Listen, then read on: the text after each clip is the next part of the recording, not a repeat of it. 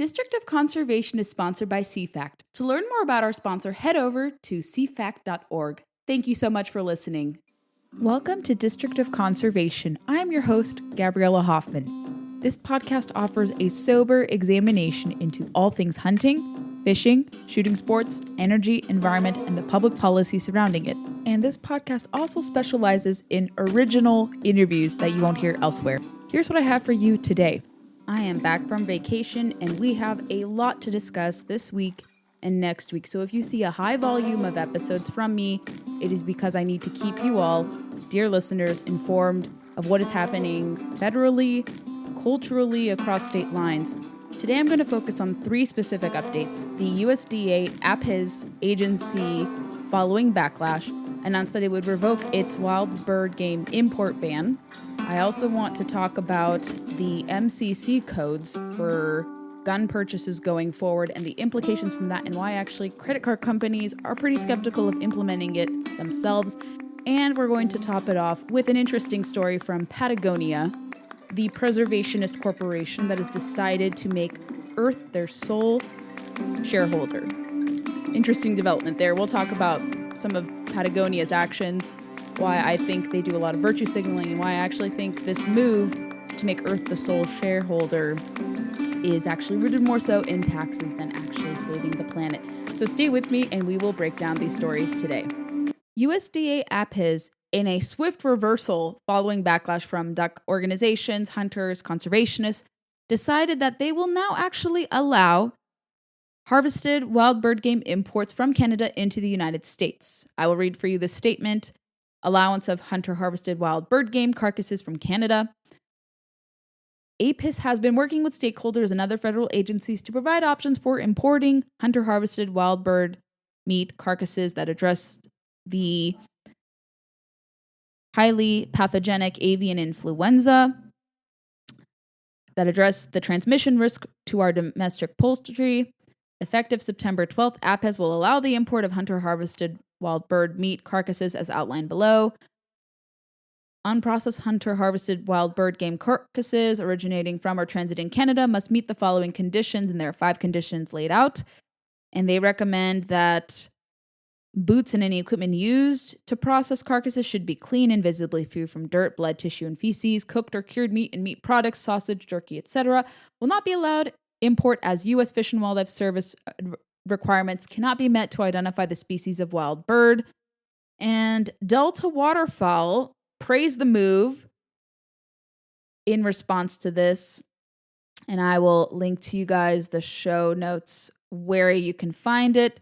But all the duck organizations are very happy. And if you need some context on this and why this became controversial, go back to a previous episode that I just did on this very topic, but it was a swift reversal from the Biden administration. I don't know if we're going to see similar policies that severely restrict hunting and fishing be reversed as quickly as this was, but this is an example of making your voice heard, leaning on hunting organizations, conservation organizations to communicate your dismay with bad policy as it relates to conservation. This is a very rare win that we're seeing right now. I worry that through lawsuits and other bureaucratic, let's say, means, they're going to codify policy, and we're already seeing this with lead tackle and ammunition bullets, more on that later, that are going to be codified and harder to repeal unless similar public disagreement is communicated and put out there. So a rare praise of this administration here on the podcast to swiftly revoke this really bad policy. And if you need more, if you want responses from the duck organizations, from USDA APHIS, we'll include it in the show notes, but a rare positive light here if you hunt in Canada and you wish to bring back imported birds to the States. I have to weigh in on these new merchant codes for you guys. This is something that came out when I was on vacation, just as I was about to start vacation. The merchant category code updates for gun retailers was published, and the 3 major credit card companies, Visa, American Express, and MasterCard, have said they're going to go along with this. And I want to read for you what the International Organization of Standardization, that is so Orwellian, the iOS, and what these new MCCs mean and how they will impact your gun purchasing habits going forward. CNBC writes that the creation of this new merchant code following pressure from gun control activists who say it'll help track suspicious weapons purchases. While they are complying, Visa has said that it'll be extremely hard to enforce because these are lawful products. And Visa's statement in response to adopting the iOS's new merchant codes, they have a blog post and you can find it in the show notes, Protecting Legal Commerce. Over the past week, much has been said about the role of payment companies in facilitating transactions and what role we should play, if any, in tracking cardholder purchases. We wanted to share Visa's perspective on this important topic. As background, last week, the International Organization for Standardization, ISO, a global standard-setting organization, decided to establish a new merchant category code, MCC, for, quote, gun and ammunition stores, end quote. Many misunderstand what this means and are, in turn, advocating the use of MCCs to, quote, track, end quote, gun sales as a potential tool in combating gun violence. That's not what merchant codes are designed for, nor should they be.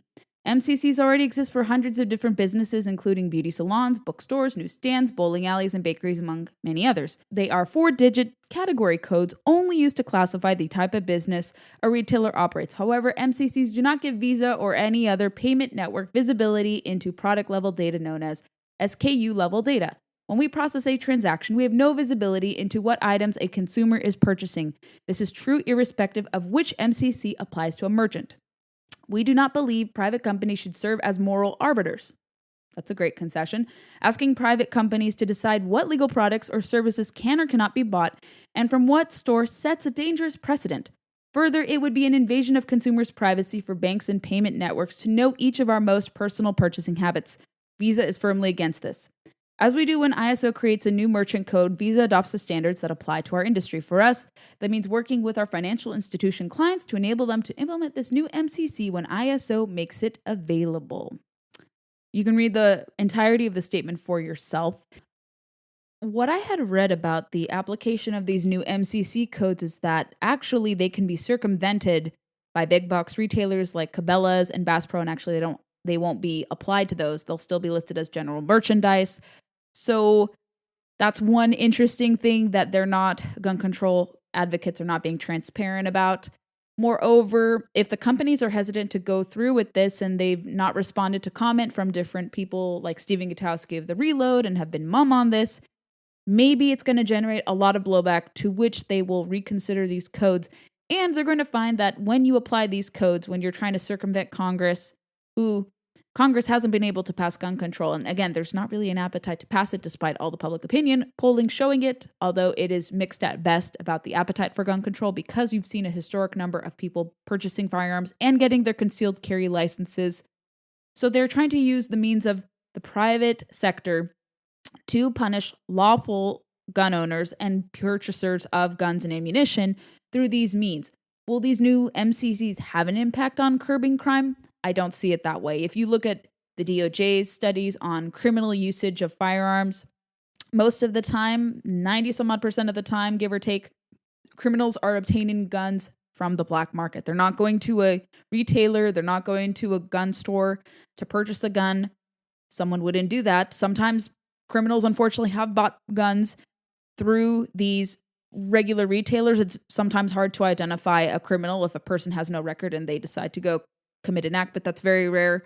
But I don't see this really having an impact on curbing crime. It would be nice if prosecutors and others who have the power to keep criminals who have committed crimes with guns behind bars, not releasing them early, that'll do more of a measurable impact on reducing crime instead of going after people and caving to gun control interests to curb lawful purchases. That's what these gun control groups do. They're not serious about addressing crime. They don't say anything about criminals being released early who have committed crimes with guns. They say that they're restoring their rights to them, but they turn a blind eye to them. So a lot of hypocrisy there. And you find that a lot of people who scream the loudest about gun control tend to be implicated in that too, in many cases, or very unserious about reducing crime, but rather reducing our ability to purchase guns lawfully. And so I don't see these MCC codes having really much of an impact. It's just a virtue signal and to make it harder for people to purchase guns lawfully. So they want to use the private sector in this manner. You see, banking institutions do this too. Before ESG came about, this environmental, social, and governance movement, You saw political pressure applied to financial institutions, Citibank, and a few others to discriminate against firearms companies and ammunition companies too, to restrict their ability to bank at certain banks, to have access to different financial services, to basically bar them altogether, boycott them, although they have nothing to do with crime. So this is not surprising that gun control groups are applying political pressure on gun companies because that's the only thing they can do, because Congress thankfully cannot pass and doesn't want to pass gun control. Although we did see Republicans cave to that really bad bill earlier this summer. I was not in support of that. I don't think it'll have any measurable impact. But generally speaking, anything beyond that, although that was a bad gesture, will not pass as Congress currently makes up. And I think if Republicans take over, you will see a lack of an appetite even more to pass gun control if Republicans recapture both chambers of Congress, the House and the Senate. So that remains to be seen, but you won't see anything passed. They may try executive orders. They're trying to do that through the ATF. But by using the private sector to undermine lawful commerce, it can be easily refuted and fought back.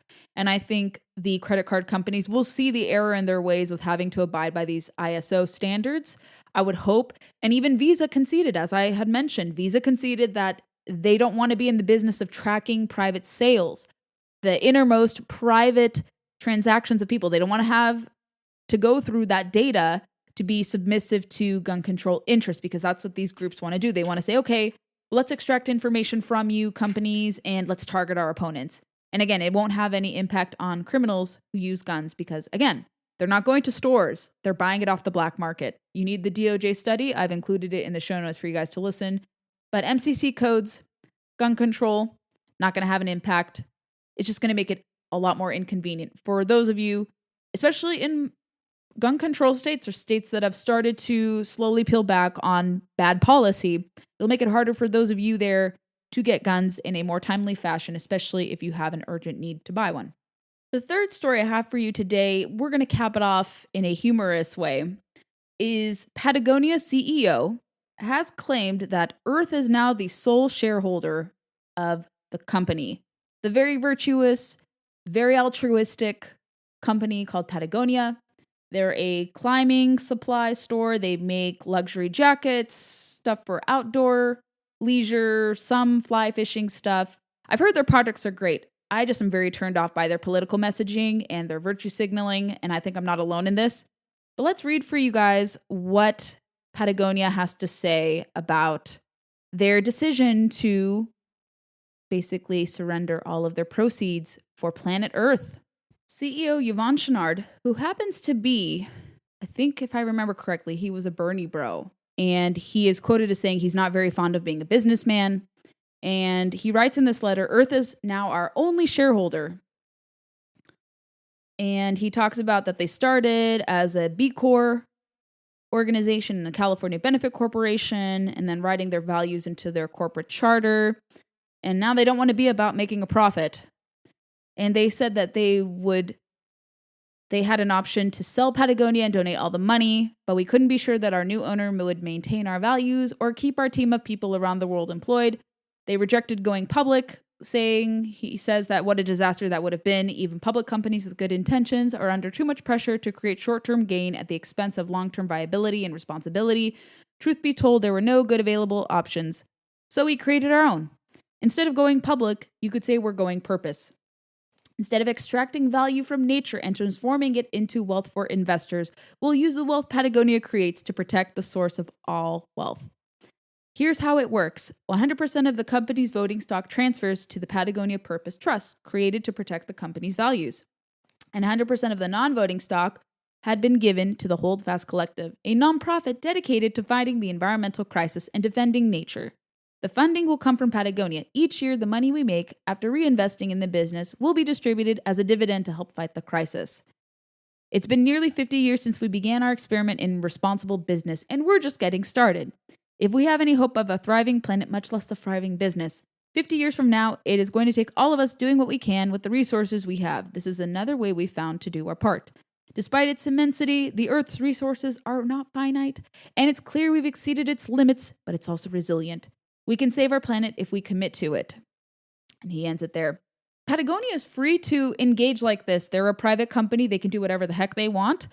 But I'm more convinced that this is rooted in tax purposes, not having to fork over money to the IRS, because who wants to pay corporate taxes? I don't think many companies do, and they have a right to not want to pay so much in taxes, but they are largely compliant. I would think a lot of people love to hate on corporations. Corporations can do a lot of damage. I think this is what making Earth the primary shareholder of Patagonia is aimed at. But I want to talk about 4 things that have really irked me about Patagonia and why I think this is an insincere gesture. Again, they're free to do this, but I call into question their good faith effort here because everyone's saying this is so great, other companies have to follow. But Patagonia falls in line with a lot of these so-called woke corporations. What they're doing now. Patagonia's chief executive officer, Ryan Gellert, said on LinkedIn, "Why we're celebrating our new ownership today, this is not woke capitalism, it's the future of business if we want to build a better world for our children and all other creatures. We're turning capitalism on its head by making the Earth our only shareholder." I don't think capitalism needs to be reinvented. And if Patagonia wants to engage in woke capitalism, they're free to do it, but they're not free of criticism. And I have 4 examples of this that I want to highlight for you all about why I think this is merely virtue signaling and why their political machinations are mostly just to get attention and to foster outrage without having any impact on the environment. And rather, they act as obstacles to true conservation. 2020, a recent example, they make no qualms about hating about 50% of the country. They had a tag on their merchandise called "Vote the A-Holes Out." It's Yvonne Chouinard's comeback to climate change deniers, and this is in GQ. Twitter went wild over a photograph of the backside of a Patagonia tag, and it read, "Vote the A-Holes Out." It seemed too good to be true, a little bit of resistance fantasy, but Patagonia has been one of the most vocal brands in consumer culture when it comes to politicians' inability to take climate change seriously, suing the Trump administration to protect national monuments and donating its tax cut cash to environmental groups. That approach now applies to their actual clothes that was mentioned here. I've talked at length about this. Patagonia, if you guys recall, this is the second instance, I think, of them overstepping their bounds as a company. In my opinion, turning off about half of the country. Patagonia had put out an ad that said, "President Trump stole your lands," completely bungling what the 2017 Review of National Monuments was, how it wanted to call into question not abusing the Antiquities Act of 1906, which administers the overseeing and designation of monuments. We've long argued here and pointed to different sources, even preservationist environmental sources, left-leaning sources like the Brookings Institution, that said that presidents actually do have the authority to shrink monuments, not only expand them. There were 5 presidents who did it aside from President Trump. And the conclusion of that National Monument Review from then Secretary Zinke was that the Midnight Order monuments, Bears Ears and Grand Staircase Escalante, which were created in the first case of Bears Ears or expanded in the case of Grand Staircase Escalante, those monuments were shrinked. They were not eradicated by any means. They were just shrunk to small compatible parcel sizes as enumerated by the Antiquities Act of 1906. That law is due to be modernized, and you're going to see, I think, over the shared cooperation between Bears Ears, that deal that came out, be challenged in the court of law, how Utah may prevail in that because they have a case to say that the Antiquities Act is being overstepped by the Biden administration.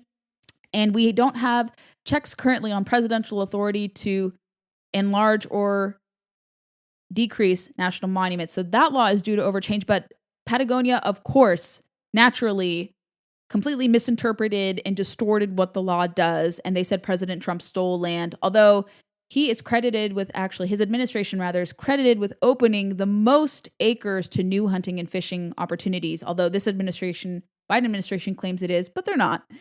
But last administration did open up access, and you didn't see 1 acre, in my understanding, transferred from the federal government to the private sector, as a lot of so-called public lands advocates claim. He expanded upon access, and nothing was lost.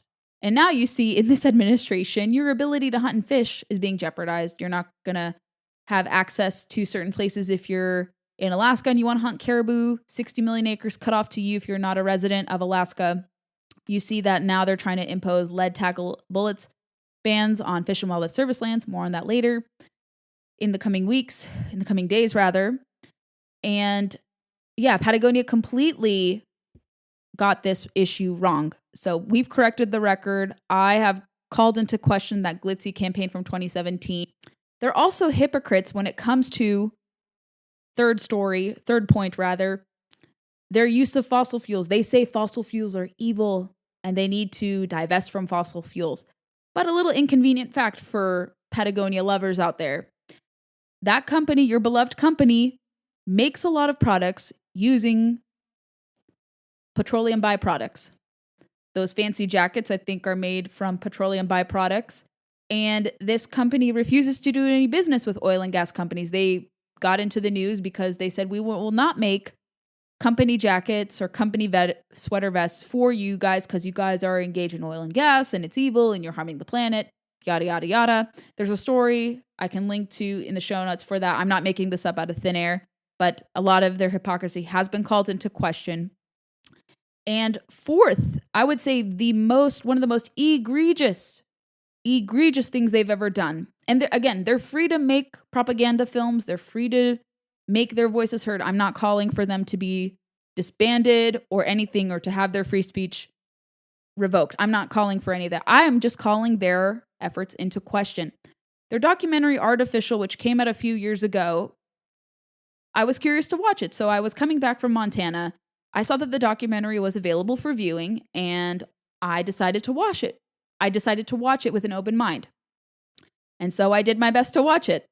And I came away watching that documentary kind of confirming my opinions of the company, that they're disingenuous, that they really don't care about true conservation. They're really elitist and they want to preserve like a preservationist environmentalist ethos, that if you don't think like them, then you're not entitled to go outdoors to public lands. That's a lot of what these preservationist groups do, whether they're privately held companies or nonprofit organizations, a la Sierra Club, Natural Resources Defense Council, et cetera, et cetera.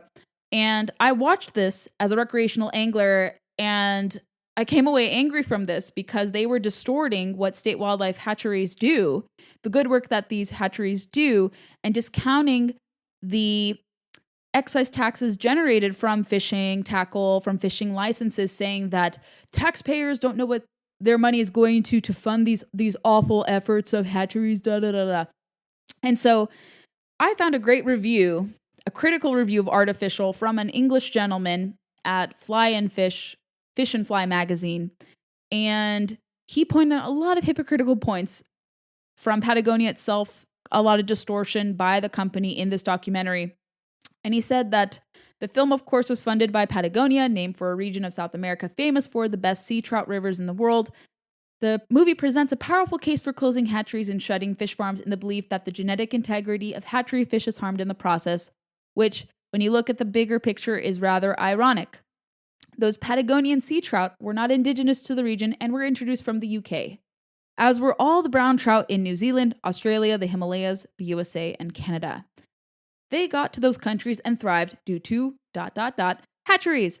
There is no such thing as wild sea trout in these countries. They all came from hatchery-reared eggs, an inconvenient truth for Artificial and Patagonia. He says that they also lean on economic arguments used in the movie to criticize hatchery use. Creative accounting and exaggeration are neatly and authoritatively slipped into the soundtrack, telling us that reared salmon are, quote, paid for by the taxpayers and that it's a waste of their money.